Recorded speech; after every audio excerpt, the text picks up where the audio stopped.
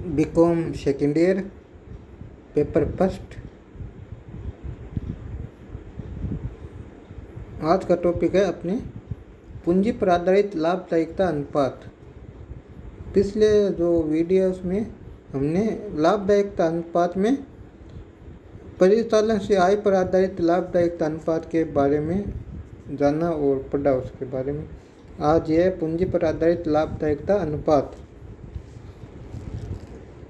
इसमें वैसे देखा जाए तो लाभदायकता के माप के लिए यह जरूरी हो जाता है कि लाभ की तुलना स्वामियों लेनदारों द्वारा लगाई पूंजी से कैसे की जाए।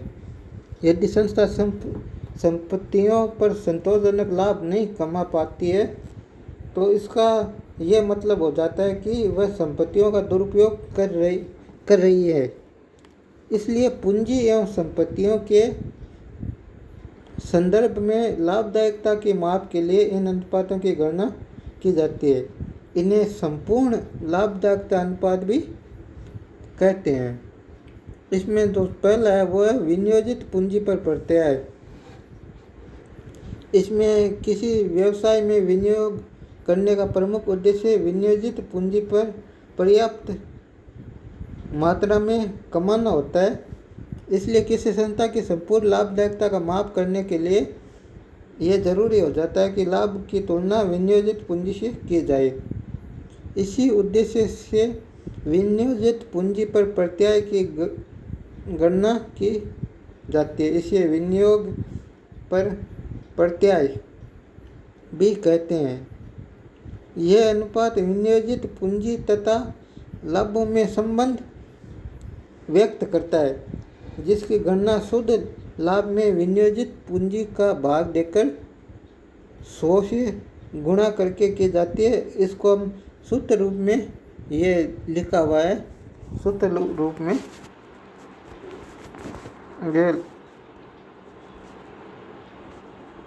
ये लिखा हुआ है। ये रिटर्न ऑन कैपिटल एम्प्लॉयड बराबर नेट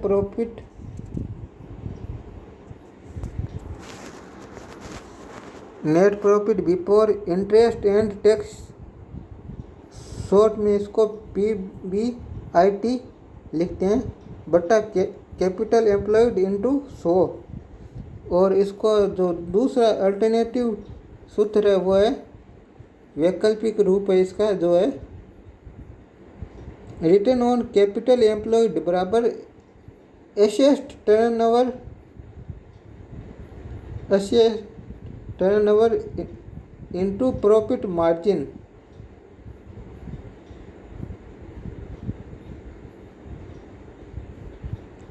या फिर नेट रेवेन्यू फ्रॉम ऑपरेशंस बट्टा टोटल एसेट।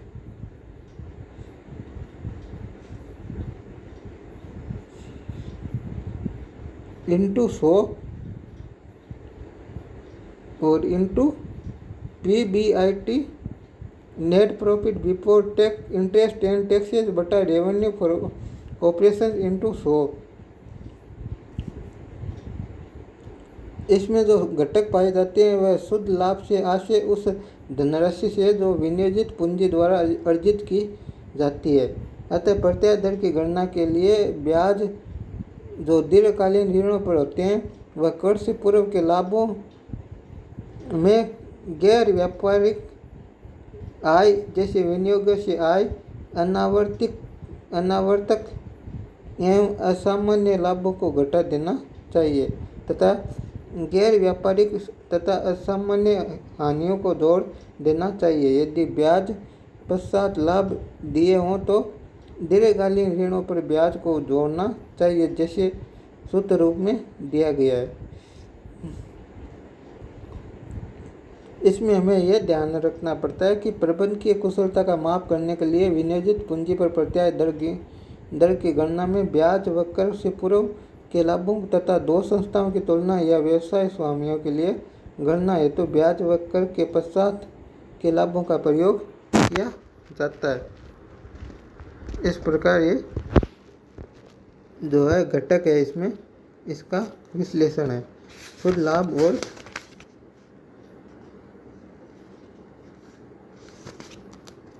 PBIT का।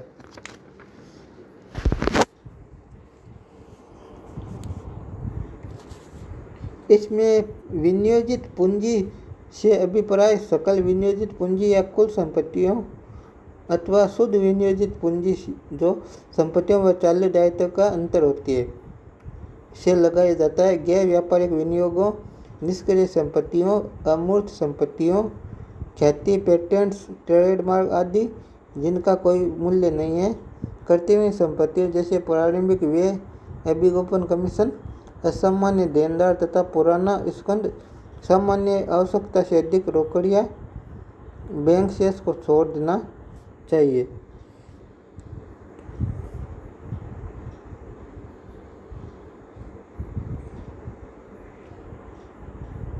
कुछ जो लेखक या विद्वान है वो विनियोजित पूंजी के स्थान पर औसत विनियोजित पूंजी का प्रयोग करते हैं, जिसका गणना वर्ष के प्रारंभ या अंत में विनियोजित पूंजी के योग में 2 का भाग देकर की जाती है।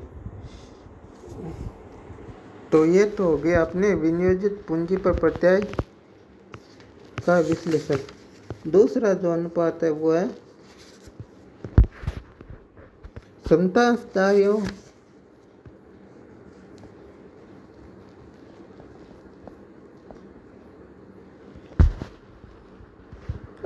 की कोषों पे प्रत्याय। इसका जो सूत्र है वो है return on equity share holders fund.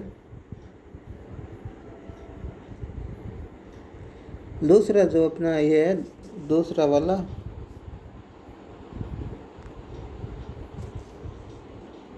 वो है अंशधारियों के कोषों या क्षमता पर प्रत्याय, और इसको सूत्र रूप में हम return on share holders fund बराबर net profit after tax and interest बटा शेयर होल्डर्स फंड्स ओवर या नेट वर्थ इंटू 100। तो ये इसका सूत्र रूप में काम में लिया जाता है इसको। और अंशधारियों के कोषों या शुद्ध कीमत से जो आशय होता है वह है अंश पूंजी क्षमता व विद्यमान अंशों का योग, एकत्रित हानियों एवं कर्तव्य संपत्तियों का समायोजन करने के बाद रोकी गई आयों जैसे पूंजी संचय, सामान्य संचय, अवितरित लाभ व आदि के से लगाया जाता है। शुद्ध लाभों में ब्याज तथा कर घटा दिया जाता है, किंतु अधिमान अंशों पर लाभांश नहीं घटाया जाता है। अब इसका जो महत्व है इस अनुपात का वो है यह अनुपात अंशधारियों द्वारा कंपनी में विनियोजित प्रत्येक रुपये से अर्जित राशि का माप करता है। जितना यह अनुपात ऊंचा होगा उतना ही अंशधारियों द्वारा प्रदत्त संसाधनों का कंपनी के लिए अनुकूल उपयोग माना जाएगा। इस अनुपात की उसी प्रकार की क्रिया में संकलन इकाइयों के अनुपात अथवा उद्योग के औसत अनुपात से तुलना जाती है। तो यह दूसरा अनुपात अंशधारियों के कोषों या क्षमता पर प्रत्याय। अब जो तीसरा अनुपात है वह क्षमता अंशधारियों के कोषों पर प्रत्याय, जिसका सूत्र रूप में return on equity share holders fund बराबर net profit after tax minus preference dividend बट्टा equity share holders funds into 100।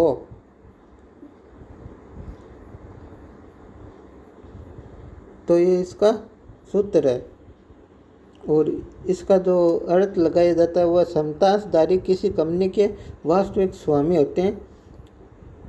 Equity जो शेयर होल्डर्स होते हैं वो किसी कंपनी के वास्तविक स्वामी होते हैं, इसलिए इसकी परिचालन निष्पादन की जांच क्षमता अंशधारियों के कोषों के प्रत्याय दर के आधार पर ही की जा सकती है। इस दर की गणना क्षमता अंशधारियों के लिए उपलब्ध लाभों में क्षमता अंशधारियों के कोषों की राशि का भाग देकर की जाती है, जो सूत्र रूप में हमें दिखाया गया है, जो सूत्र रूप में है।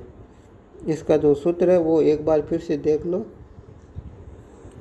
Return on equity share holders fund बराबर net profit after tax minus preference dividend बटा equity share holders fund into 100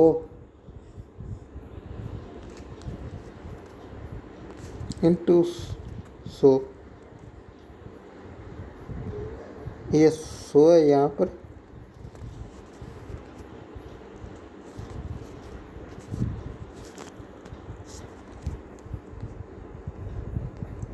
अब जो चौथा है वो है कुल संपत्तियों पर प्रत्याय।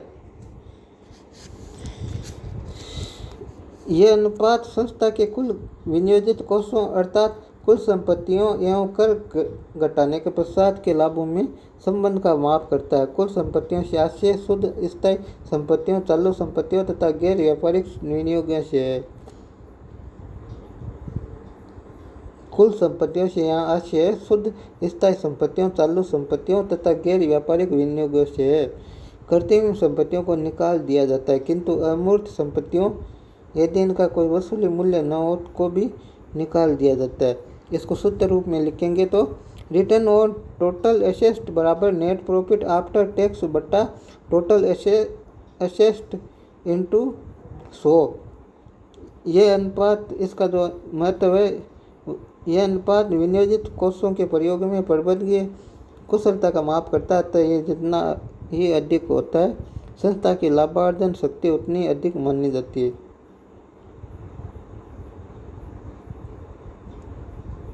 तो ये 4 अनुपात है। इसको आधार पर जो क्वेश्चन बनते हैं वो कल के वीडियो में हम लिखेंगे। आज का जो अपने जो प्रश्न बनता है इनका, वह इनका विनियोजित पूंजी पर प्रत्याय से आप क्या समझते हैं और इसका सूत्र रूप में कैसे लिखते हैं, और पूंजी पर आधारित लाभदायकता अनुपात की गणना कैसे की जाती है, लिखिए।